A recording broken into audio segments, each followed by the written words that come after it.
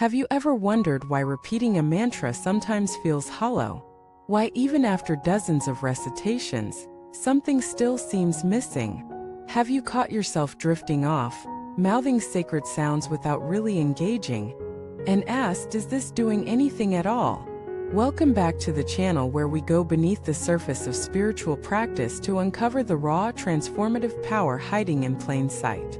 Today we're exploring a ritual that many perform daily, but few truly experience: the recitation of mantras. We're not here to talk about memorizing syllables or echoing what you heard in a meditation app. We're here to feel the power in your bones, in your breath, and in your life. Because mantras are not just sounds. They are frequencies. They are blueprints. They are living codes that hold the potential to realign your energy, your mind, your body, and your world. But only if you know how to feel them. So why do so many people miss the mark? Why does the sacred feel mechanical? It starts with a fundamental misunderstanding, thinking that mantras are like spells. That if you just say the words enough times, something magical will happen. That the sound alone carries the power. But here's the truth: words without presence are just noise. Even the most ancient mantra without your heart in it is like striking a match underwater. The true power of a mantra lies not just in its syllables, but in your state of being as you say it. Think of it like music. Two pianists can play the same piece. One moves you to tears. The other feels like a rehearsal. Same notes, different soul. The same applies to mantras. It's not what you say, it's how you say it. With what breath? With what presence? With what intention? And that begins by tapping into the why. Why are you chanting this mantra? Is it to calm your mind, to open your heart, to dissolve fear, to connect with the divine? Without knowing your why, your practice becomes routine instead of ritual. The most potent mantras were not invented, they were received. From sages, mystics, and seekers who tuned in to the vibrational essence of the universe. Om, for example, is not just a syllable, it's the primal sound from which creation emerged. When you say Om with awareness, you're not just making a sound, you're aligning with the frequency of the cosmos. So how do you tune in? Start with your breath. Before uttering a single word, feel your breath. Let it ground you. Inhale gently, fully. Exhale slowly. Feel your ribs move, your belly rise. Let each breath be an anchor to the present. Then, let your mantra ride the breath like a leaf floating down a stream. Breath is the vehicle. Sound is the passenger. And then listen. Not just with your ears, but with your skin, your bones, your nervous system. The subtle hum of a mantra should vibrate inside you. Feel it in your throat, in your chest, in the space around you. Let it become more than sound, let it become sensation. Now pause. Yes, pause. Between each repetition, create space. Silence is not absence, it's absorption. Like a sponge soaking in water, your mind needs silence to drink in the vibration. Without the pause, your mantra becomes a treadmill. With the pause, it becomes a heartbeat. This is the art of intentional sound. And it's just the beginning. Let us dive deeper into emotion. A mantra without feeling is like a body without a pulse. If your mantra is about compassion, let your heart swell with that feeling. If it's about strength, feel the fire in your core.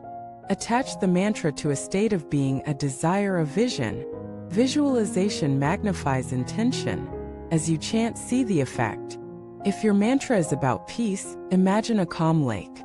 If it's about healing, see your body glowing with light. If it's about courage, picture yourself rising tall, unshaken, unafraid. Your mind responds not to words but to images and emotion. Fuse the mantra with both and it becomes electric. And when the mantra fades, let it echo. Let the final syllable hang in the air like incense. Don't rush to the next. Feel the residue. That afterglow is where the integration happens. But what about the mind? It will wander. Of course it will. That's its job. Thoughts will intrude. You'll wonder what to eat. You'll think about emails. You'll remember something someone said. Don't fight it. Gently, lovingly return. Every return is a repetition of power. Every time you catch yourself drifting and come back, that S progress. You're not failing. You're training. And what about doubt? What about that inner voice that whispers, this isn't working? Understand this belief isn't pretending. It's participation. Even if your conscious mind doubts, your nervous system responds to repetition, rhythm, and breath. Science has shown that the placebo effect is not a trick, it's a window into the mind's ability to influence the body. So even if you doubt, chant. Even if you're not sure, show up. Because consistency, not perfection, is what transforms you. You don't need to recite mantras flawlessly. You need to recite them faithfully. And eventually, they will not just be words you say, they will be states you embody. And then what? Then the mantra follows you. Into your walking. Into your work. Into your meals. Into your moments of fear and joy. You find yourself whispering it before a meeting. Thinking it while washing dishes. Repeating it in your mind before sleep. And in those moments, the mantra becomes more than a practice, it becomes a companion. A compass. You'll begin to notice subtle shifts. Not lightning bolts, but soft, powerful adjustments in your inner landscape. You're less reactive, more centered.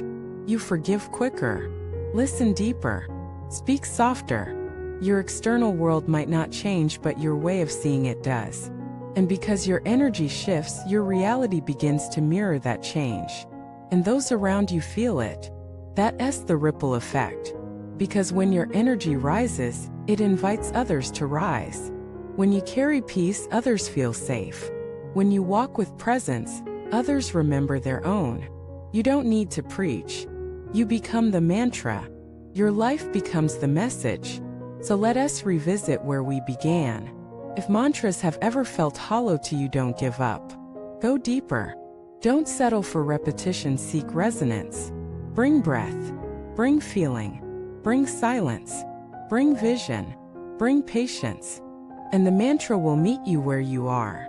It will shape your energy, sculpt your mind, soften your heart, and awaken the part of you that remembers who you really are. Thank you for watching this video. Share in the comments what mantra has changed you. How do you bring it into your life? Let us build a space where sound is sacred and practice is powerful.